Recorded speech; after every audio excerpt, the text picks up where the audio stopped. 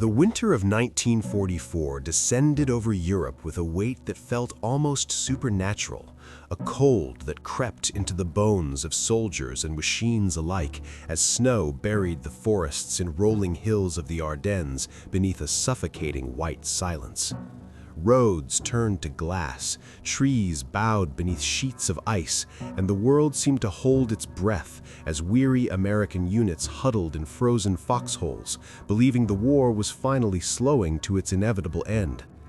To many on the Allied front, Germany appeared broken, its armies in retreat, its cities in ruins, its future collapsing under the relentless pressure of advancing armies. Yet the quiet of that winter was deceptive, more like the stillness before a storm than the peace that follows a war. In hidden headquarters far behind the lines, radios crackled softly, engines idled in the frost, and men wrote letters home with numb fingers, unaware that across the lines, another vision was gathering momentum, a desperate, defiant hope inside a crumbling regime. Time itself seemed frozen, the landscape transformed into a harsh, metallic dreamscape of ice and shadow, where the snow muffled every footstep and every distant artillery echo sounded like a warning that no one yet understood. It was a winter that did not simply chill the land, but wrapped the entire front in a sense of uneasy suspense, as if history were pausing for breath before plunging into one final violent gamble. Inside Hitler's headquarters, the stale air of the conference room felt thick with tension and desperation as maps sprawled across the table like the remnants of a broken empire, their colored lines and fading pencil marks tracing borders that no longer held meaning. The flicker of dim lamps cast long, distorted shadows across anxious generals who watched in silence while Hitler hovered over the Ardennes like a gambler studying his final card. His hands trembled, not only from illness but from obsession, as he spoke of a counterstroke that would split the Allied lines, drive a wedge to the Meuse, and shatter American morale in one decisive thrust, resurrecting the specter of blitzkrieg in a world that no longer believed in miracles. Warnings about fuel shortages, exhausted divisions, and the collapse of Germany's industrial backbone went unheeded. Reality was pushed aside in favor of faith. Not faith in strategy, but in sheer will, in the belief that determination and sacrifice could conjure victory from the ruins. Around him, some officers nodded out of fear, others out of resignation, all aware that the Reich no longer possessed the strength to sustain such an audacious attack, yet unable or unwilling to challenge the man who had led them into catastrophe. As the order was given and code names whispered into the cold corridors of command, the operation became less a plan than a final act of defiance, a roll of the dice cast not against armies, but against history itself. At dawn, the fog clung low over the snow-choked valleys of the Ardennes as the German spearhead emerged from the trees like a great iron tide, engines rumbling in the frozen air while panthers and tigers crawled forward along narrow, icy roads, their tracks grinding through drifts of white. Behind them marched columns of weary infantry, faces hollow with fatigue yet hardened by resolve, boots crunching through snow as officers barked orders that vanished into the cold mist. Villages that had slept in fragile calm were suddenly shaken awake by artillery bursts that shattered rooftops and sent smoke spiraling into the pale winter sky, and American outposts, thinly manned, under-resourced, and unprepared, found themselves engulfed in chaos as telephone lines went dead, radio sputtered with fragmented pleas for help, and roads became choked with retreating vehicles and stunned soldiers who scarcely understood the scale of what was unfolding. The assault did not possess the sleek confidence of the Blitzkrieg of 1940. Instead, it carried a grim, desperate energy, an offensive powered less by strength than by the belief that one last shock might tilt the war's fate. Yet in those first brutal hours, surprise was its fiercest weapon, and as the dark silhouettes of tanks vanished into the fog and the snow absorbed the echo of explosions, the front line bent under the pressure, giving shape to what history would remember as the Bulge. Shock rippled through the American lines as reports of the sudden German assault arrived in fragments, garbled radio messages, panicked voices over field telephones. Rumors passed from truck to truck along snow-clogged roads, until confusion itself seemed to blanket the front as heavily as the winter storm. Headquarters struggled to make sense of maps that no longer matched reality, while officers argued over whether the attack was a raid, a feint, or the beginning of something far larger. Columns of refugees, supply convoys, and retreating units tangled together on narrow Ardennes roads, engines stalling in the cold as exhausted drivers leaned on their horns and MPs tried desperately to restore order, their shouts vanishing into the wind. In scattered crossroads towns and forest clearings, small bands of American soldiers fought on instinct rather than instruction, clinging to ridgelines, bridges, and road junctions with whatever ammunition they had left, their courage improvisational and raw, born of fear and stubborn determination rather than strategy. The Germans pressed forward through the fog, but their advance lacked the clean rhythm of earlier conquests. Fuel shortages slowed their armor, supply convoys lagged behind, and every mile won came at a cost that could not be replaced. Yet for the men on the ground, none of that mattered. What they felt was the weight of surprise, the sense of being struck by an enemy they had believed already broken, and the dawning realization that the quiet winter front had transformed overnight into a battlefield of chaos, doubt, and desperate resistance. Far to the south, beyond the immediate chaos of the Ardennes, George S. Patton studied the unfolding storm with the eyes of a man who had made a habit of seeing what others could not. Maps were spread across tables in his tent, pins marking towns, roads, and choke points. But he looked past the lines and symbols, sensing the pulse of the battlefield itself, the way men moved and machines faltered under the bitter cold. While others debated, second-guessed, and panicked over conflicting reports, Patton quietly calculated a course that seemed impossible. A 90-degree pivot of his entire army through snow and ice to meet the German threat head-on, to relieve towns under siege, and to strike at the enemy's flanks before the tide could fully crash. His staff moved with nervous efficiency, drafting orders, recalculating supply needs, and preparing men and vehicles for maneuvers that few believed could be executed. Yet the general's calm certainty imbued the officers with a sense of inevitability. They would march, they would fight, and they would meet the storm not with hesitation, but with precision. In the frozen silence of the Ardennes winter, Patton became the embodiment of audacity tempered by discipline, a force capable of bending reality with planning, foresight, and sheer will, proving that even against the confusion, fear, and momentum of a desperate German offensive, leadership could turn strategy into salvation. When Eisenhower asked Patton how soon he could pivot north to relieve the encircled town of Bastogne, the room held its collective breath, waiting for hesitation, a cautious estimate, any sign that the audacious plan might be tempered by reality. But Patton simply replied, "We can attack in 48 hours." His voice calm yet absolute, leaving no room for doubt. Gasps and murmurs filled the briefing room. The notion of redirecting an entire army through snow-choked roads, frozen forests, and over miles of artillery-scarred terrain seemed impossible, even reckless to those unacquainted with the general's ironclad will. Yet while others debated, his staff had already begun preparations, calculating routes, prioritizing fuel, readying vehicles, and rehearsing maneuvers that demanded not only speed, but precision in conditions that would break lesser commands.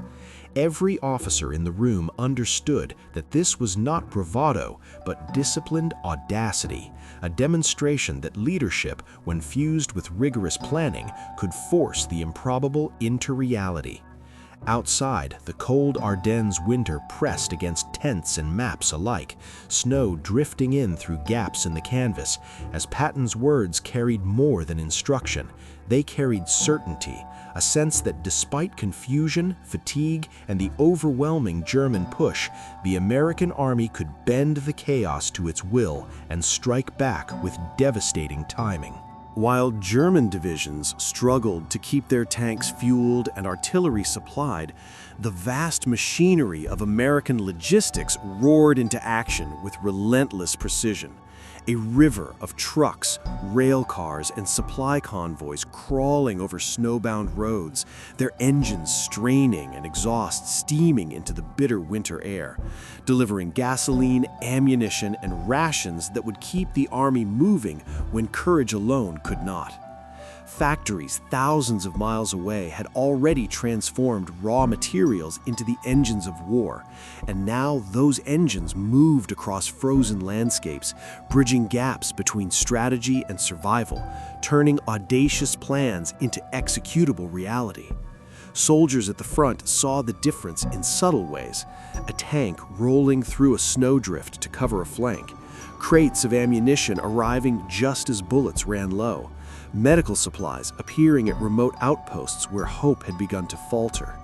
While the Germans relied on bravery to press forward, the Americans relied on preparation, production, and timing, and the interplay between bold maneuver and industrial might created a rhythm to the battlefield that the enemy could not match.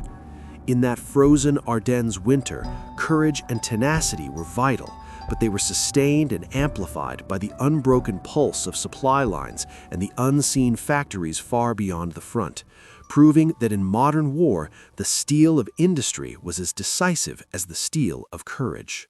Surrounded on all sides by snow-choked roads and battered buildings, the ad hoc 101st Airborne held Bastogne with a ferocity born of necessity rather than triumph, digging foxholes into frozen earth and barricading streets with wreckage while artillery shells tore through walls and the wind whipped bitterly through empty alleys.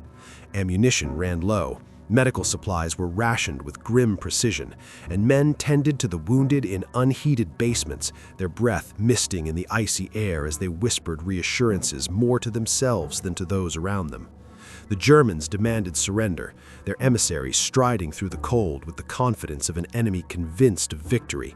But the reply from the encircled Americans was a single word, defiant and almost absurd in its simplicity: nuts. It was neither bravado nor theatricality. It was stubborn survival, a refusal to yield despite the odds, a statement that courage, even in isolation, could blunt the sharp edge of the enemy's gamble. Snow fell continuously, muffling the roar of engines and distant explosions, turning Bastogne into a frozen crucible where leadership, ingenuity, and sheer human endurance became the weapons that held the line, while the larger world of supply chains, reinforcements, and strategic maneuvering struggled to catch up.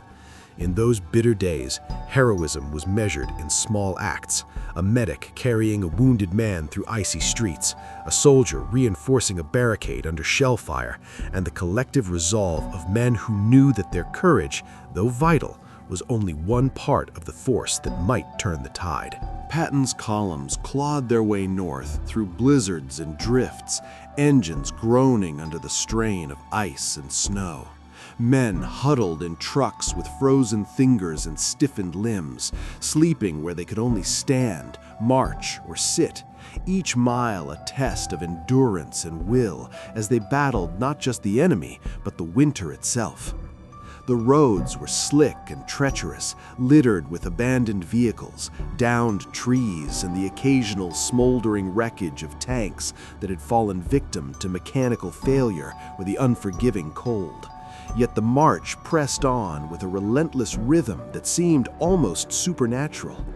Staff officers recalculated fuel, ammunition, and food supplies constantly, ensuring that the spearhead could maintain its speed despite the freezing temperatures and endless drifts, while soldiers sang quietly, exchanged stories, or muttered prayers to keep their minds from freezing along with their bodies. Every encounter with German reconnaissance or isolated positions became a small battle, sharp and urgent, reminding men that the enemy was still present and capable, even in the frozen silence of the Ardennes. Yet the knowledge that Patton's army was coming, that relief was advancing, infused exhausted troops with renewed determination. By moving with precision, discipline, and a seemingly impossible sense of timing, the Americans transformed the punishing winter landscape into a pathway for strategy, turning what might have been insurmountable obstacles into the theater for one of the most remarkable maneuvers of the war, proving that sheer momentum, planning, and courage combined could bend even nature to the demands of battle. American armor collided with German spearheads along the frozen ridges and shattered villages of the Ardennes, the roar of engines and the thunder of artillery echoing through snow-laden forests as tanks lurched forward and infantry pressed against icy embankments, each engagement brutal and chaotic, fought with desperation on both sides. The Germans resisted fiercely, their discipline and experience evident in every calculated maneuver, but their supply lines faltered, fuel ran perilously low, and every mile gained cost men, vehicles, and ammunition that could not be replaced, turning the offensive into a grinding war of attrition. Soldiers on both sides fought through snow that muffled sound, yet left no one untouched by the cold, sweat freezing on brows and weapons slick with ice, while officers shouted orders over the din, struggling to maintain cohesion amid craters, burned-out tanks, and scattered artillery. Courage burned brightly in the men who pressed forward, who fought to hold bridges, crossroads, and ridge lines. Yet it became painfully clear that bravery alone could not sustain momentum against an enemy reinforced by the logistical might of a modern army.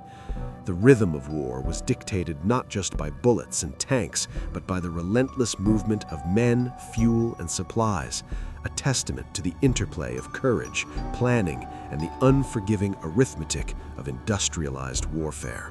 After days of relentless struggle through snow, ice, and relentless German resistance, Patton's vanguard finally broke through to the encircled defenders of Bastogne, the first trucks and tanks clawing their way into the town like lifelines through a frozen trap. There was no fanfare, no cheering, only exhausted soldiers exchanging hoarse greetings, handshakes, and nods of relief, their faces streaked with grime, frost, and the quiet pride of survival. The town, battered and silent under the heavy snow, seemed almost unreal as Americans and reinforcements met amidst barricades, ruined buildings, and a lingering smoke of recent artillery fire, a stark contrast to the chaos of the preceding days. Soldiers shared rations, ammunition, and stories of endurance, knowing that every moment of relief had been earned through meticulous planning, relentless marching, and sheer willpower. Yet even in this brief reprieve, the larger lesson of the Ardennes pressed on. The Germans had gambled everything on surprise and courage, but the Americans had answered with the combined force of audacity, discipline, and the unyielding machinery of industry that no single act of bravery could overcome. In the icy streets and snow-choked alleys, the relief was tangible but subdued, a quiet acknowledgement that victory in war is rarely heroic in spectacle alone, but rather in the sustained interplay of strategy, endurance, and timely execution under the harshest conditions. Hitler had wagered everything on the idea that sheer willpower and audacity could bend reality, that courage could overcome the grinding mechanics of modern warfare. Yet the Ardennes winter proved otherwise, turning the German gamble into a stark lesson in the limits of human determination when severed from material support.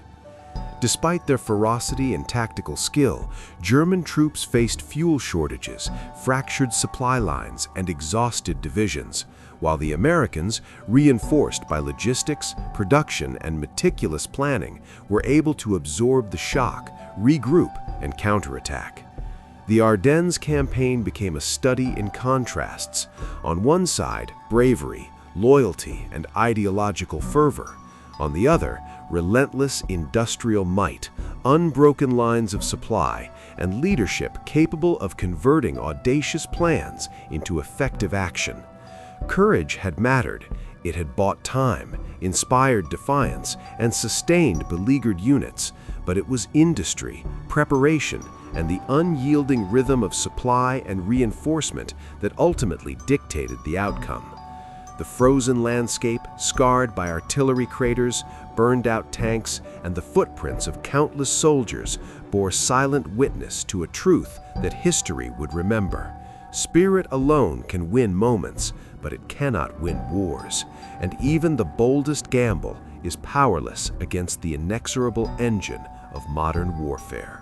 As the winter of 1944 slowly began to loosen its grip on the Ardennes, the battlefield was littered with half-buried tanks, shattered artillery, and the frozen remnants of desperate German soldiers, monuments to a final gamble that had failed to bend history to Hitler's will.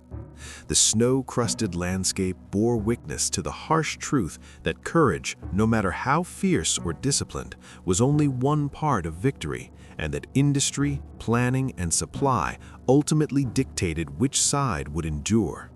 American forces, reinforced by a relentless network of logistics and backed by factories and fuel thousands of miles away, had turned audacious maneuvers into tangible results, relieving encircled units, reclaiming lost ground, and setting the stage for a broader counteroffensive that would push the Germans back permanently.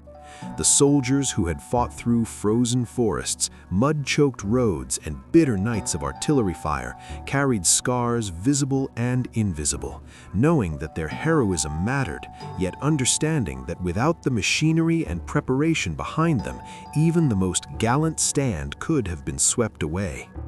In the aftermath, the Ardennes winter became a silent tutor, teaching that bravery could inspire and delay defeat, but the unyielding engines of industry, supply, and disciplined strategy were the forces that ultimately shaped the fate of nations in modern warfare.